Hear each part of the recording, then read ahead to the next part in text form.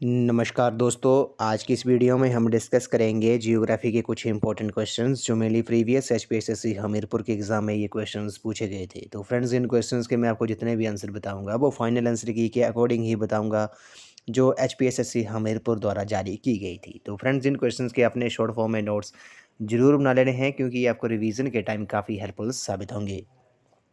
तो फ्रेंड्स, अगर आप एचपी टेट की तैयारी कर रहे हो तो इसके लिए भी मैंने एक अलग से प्लेलिस्ट बनाई है जिसका लिंक मैंने डिस्क्रिप्शन बॉक्स में दे दिया है। आप वहां पर जाकर एचपी टेट के रिगार्डिंग वीडियोस देख सकते हो। तो फ्रेंड्स, वीडियो पे आपने एंड तक बने रहना है। अगर आप चैनल पे पहली बार विजिट कर रहे हो तो चैनल को सब्सक्राइब जरूर कर दें। तो फ्रेंड्स, अगर आपको वीडियो अच्छी लगे वीडियो को लाइक शेयर एंड कमेंट जरूर करें। तो फ्रेंड्स, वीडियो को शुरू करते हैं। पहला प्रश्न है कि कौन सा ग्रह जो है वो सूर्य से सबसे दूर है। Which is the farthest planet from the सन।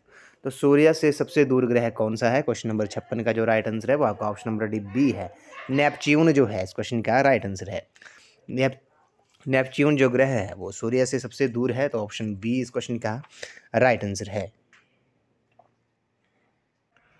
अब यहाँ से एक दो क्वेश्चन और डिराइव होते हैं। आपको बताओ सबसे बड़ा ग्रह जो है, सबसे बड़ा ग्रह कौन सा है। सबसे बड़ा ग्रह जो है वो बृहस्पति है। ये भी आपने याद रखना है। सबसे अधिक चमकीला ग्रह जो है वो शुक्र ग्रह है।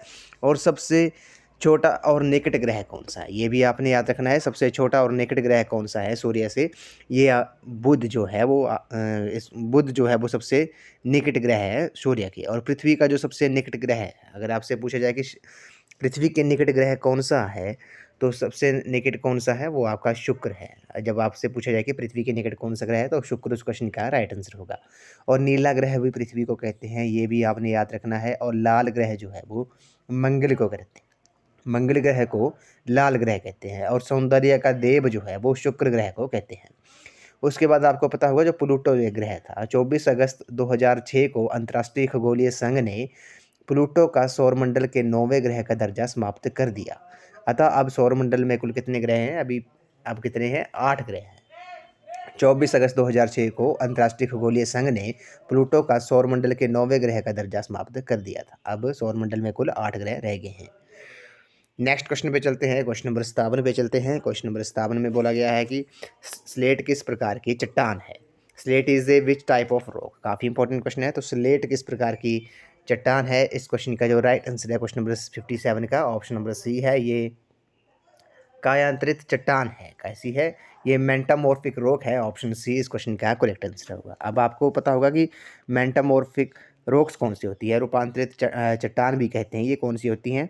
तो रूपांतरित चट्टानें जो होती हैं वो आग्नेय अथवा अपसादी शैलें जो प्राय वलन भ्रंशन और पर्वत निर्माण काल में ऊष्मा और दाब के प्रयुक्त होने में से उनके यांत्रिक और रासायनिक परिवर्तन से बनी होती हैं। जैसे उदाहरण जो है इसके एग्जाम्पल कौन कौन से हैं, स्लेट हो गया, संगमरमर हो गया, नीस हो गया, क्वार्ट्जाइट हो गया, सिस्ट हो गया। ये भी आपसे पूछ सकते हैं। स्लेट जो है वो किस प्रकार की चट्टान है, ये कायांतरित चट्टान है, रूपांतरित चट्टान भी कहते हैं।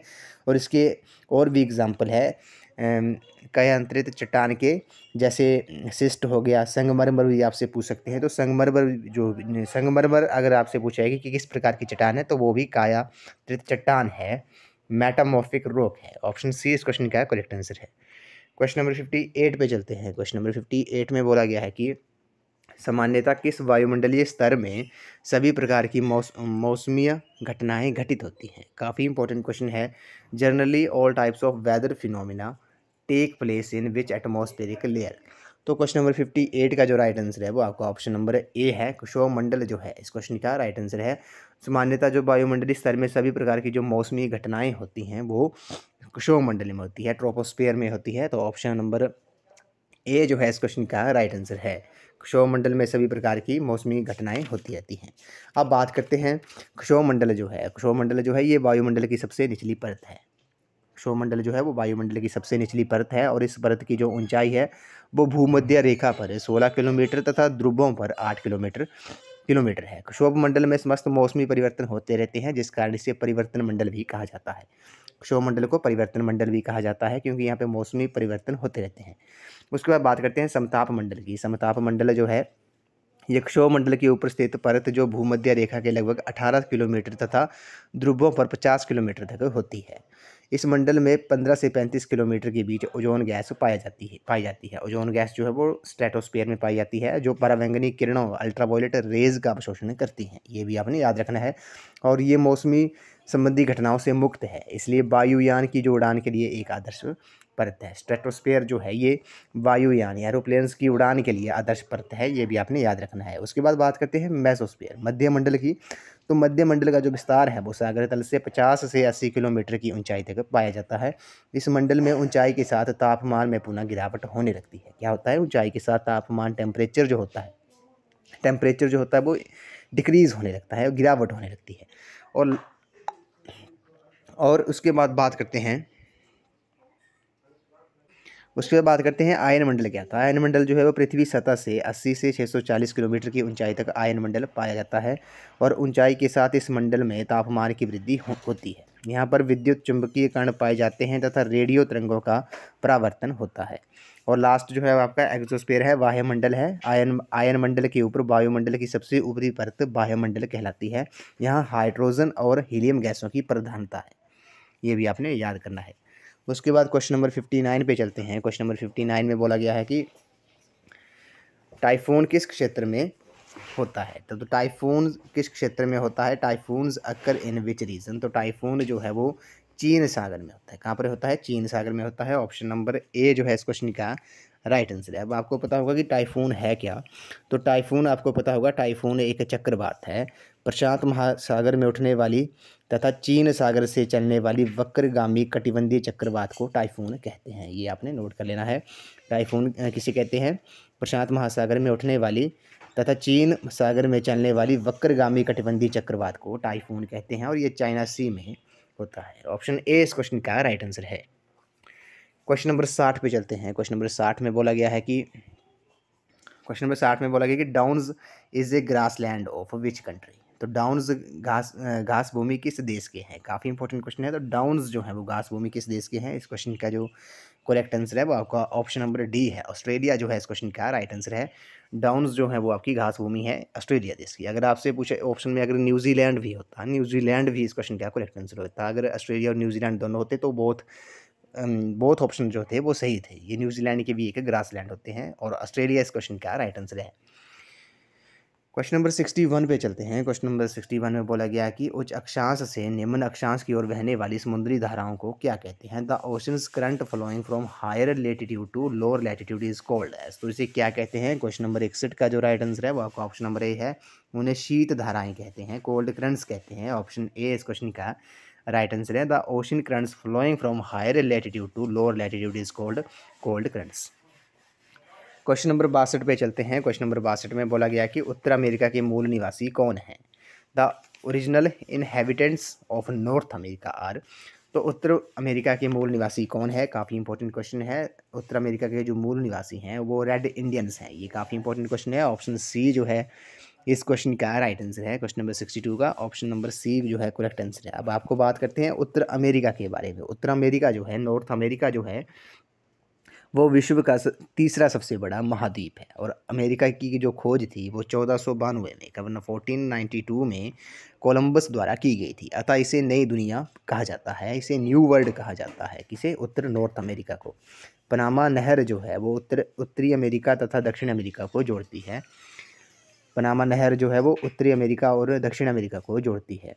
संयुक्त राष्ट्र अमेरिका एवं कनाडा के सीमा पर मीठे पानी की 5 झीलें हैं। पश्चिम से पूर्व में इनका क्रम क्या है? सुपीरियर झील होगी, मिशिगन होगी, हारून, ईरी और ओंटेरियो जो है, इन 5 झीलों को सम्मिलित रूप से ग्रेट लेक्स कहा जाता है। ये भी आपने याद रखना है।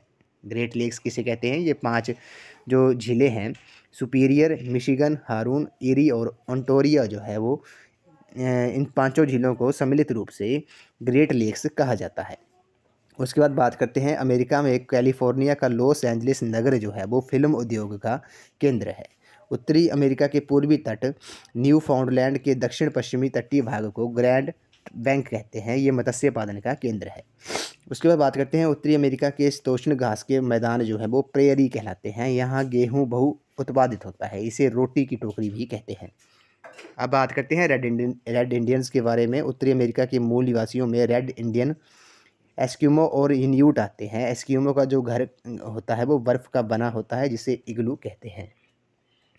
तो ऑप्शन नंबर सी जो है इस क्वेश्चन का राइट आंसर है। उत्तरी अमेरिका के जो मूल निवासी हैं वो रेड इंडियंस हैं। ऑप्शन सी इस क्वेश्चन का राइट आंसर है। क्वेश्चन नंबर 63 पे चलते हैं। क्वेश्चन नंबर 63 में बोला गया है कि निम्नलिखित में से किसका नया नाम जकार्ता है। Jakarta is the new name of which of the following. तो जकार्ता जो है वो किसका नया नाम है, काफ़ी इंपॉर्टेंट क्वेश्चन है। क्वेश्चन नंबर 63 का जो राइट आंसर है वो आपका ऑप्शन नंबर ए है। बटाविया जो है इस क्वेश्चन का राइट आंसर है। आपको पता होगा जो जकार्ता है वो किसकी राजधानी है, ये इंडोनेशिया की राजधानी है। ऑप्शन ए इस क्वेश्चन का करेक्ट आंसर है। जकार्ता जो है वो उसका जो पुराना नाम था वो वाटाविया था। ऑप्शन ए इस क्वेश्चन का राइट आंसर है। क्वेश्चन नंबर 64 पे चलते हैं। हैदराबाद किस नदी के किनारे पर स्थित है। Hyderabad is located on banks of which river. ये हमने कई बार ये क्वेश्चन डिस्कस किया है। तो हैदराबाद जो है वो मूसी नदी के किनारे स्थित है। ऑप्शन ए इस क्वेश्चन का राइट आंसर है। क्वेश्चन नंबर 65 पे चलते हैं। नेक्स्ट क्वेश्चन है, इसमें बोला गया कि which of the following is a fibre crop. तो निम्नलिखित में से कौन सी रेशा युक्त फसल है। तो रेशा युक्त फसल कौन सी है, फाइबर क्रॉप कौन सी है। क्वेश्चन नंबर 65 का जो करेक्ट आंसर है वो आपका ऑप्शन नंबर ए है। सन जो है, हेम्प जो है इस क्वेश्चन का राइट आंसर है। ये एक रेशा युक्त फसल है। ऑप्शन ए इस क्वेश्चन का राइट आंसर है। अगला प्रश्न है क्वेश्चन नंबर 66 में बोला गया है which is a non metallic mineral. तो कौन सा अधात्विक खनिज है। नॉन मेटालिक मिनरल कौन सा है। क्वेश्चन नंबर 66 का जो फाइनल आंसर की में आंसर था, इस क्वेश्चन की सभी को ग्रेस थी। इस क्वेश्चन की सभी को ग्रेस थी। नॉन मेटालिक मिनरल कौन सा है, इसकी क्वेश्चन की ग्रेस थी। अगर आपको इस क्वेश्चन का करेक्ट आंसर पता है तो आपने कमेंट सेक्शन में जरूर बताना है। क्वेश्चन नंबर 67 पे चलते हैं। बरौनी ऑयल रिफाइनरी जो है वो किस भारतीय राज्य में स्थित है। Barauni oil refinery is located in which Indian state. तो बरौनी ऑयल रिफाइनरी जो है वो किस राज्य में है। क्वेश्चन नंबर 67 का जो राइट आंसर है वो आपका ऑप्शन नंबर सी है। ये बिहार में है। कहाँ पर है, ये बिहार स्टेट में है। ऑप्शन सी इस क्वेश्चन का राइट आंसर है। क्वेश्चन नंबर 68 पे चलते हैं। दक्षिणी पश्चिमी रेलवे का मुख्यालय किस राज्य में स्थित है। The headquarters of south western railway is located at which state. तो इस क्वेश्चन का जो करेक्ट आंसर है वो आपका ऑप्शन नंबर डी है, हुबली जो है इस क्वेश्चन का करेक्ट आंसर है। दक्षिणी पश्चिमी रेलवे का मुख्यालय हुबली में स्थित है। क्वेश्चन नंबर 69 पे चलते हैं। सिमलीपाल बायोस्फीयर रिजर्व जो है जैवमंडल आरक्षित क्षेत्र है वो किस राज्य में स्थित है। Similipal biosphere reserve is located in which Indian state. तो ये किस इंडियन स्टेट में है। क्वेश्चन नंबर 69 का जो राइट आंसर है वो आपका ऑप्शन नंबर सी है। ये उड़ीसा स्टेट में है। कहाँ पर है, ये उड़ीसा स्टेट में है। सिंपलीपाल बायोस्फीयर रिजर्व जो है जैवमंडल आरक्षित क्षेत्र जो है वो आपका उड़ीसा स्टेट में है। और उड़ीसा स्टेट में एक भीतरकनिका राष्ट्रीय उद्यान जो है वो भी उड़ीसा ही स्टेट में है। ये भी आपने याद रखना है। भीतरकनिका राष्ट्रीय उद्यान जो है वो भी आपका उड़ीसा स्टेट में ही है। इस वीडियो को लास्ट क्वेश्चन है, किस वर्ष दार्जिलिंग हिमालयन रेलवे को यूनेस्को की विश्व विरासत स्थलों की सूची में शामिल किया गया। Darjeeling Himalayan railways has been included in the world heritage site list of UNESCO in which year. तो ये कब किया गया था शामिल। क्वेश्चन नंबर 70 का जो राइट आंसर है वो आपका 1999 है। ऑप्शन ए इस क्वेश्चन का करेक्ट आंसर है। 1999 में दार्जिलिंग हिमालयन रेलवे को यूनेस्को की विश्व विरासत स्थलों की सूची में शामिल किया गया था। ऑप्शन ए इस क्वेश्चन का राइट आंसर है। तो फ्रेंड्स आज की वीडियो में बस इतना ही। आज हमने जियोग्राफी के कुछ इंपॉर्टेंट क्वेश्चन डिस्कस किए जो प्रीवियस HPSSC हमीरपुर के एग्जाम में ये क्वेश्चंस पूछे गए थे। तो फ्रेंड्स आई होप आपको वीडियो पसंद आई होगी। तो वीडियो को लाइक शेयर एंड कमेंट जरूर कर दें। तो आज की वीडियो में बस इतना ही। तो थैंक यू फ्रेंड्स।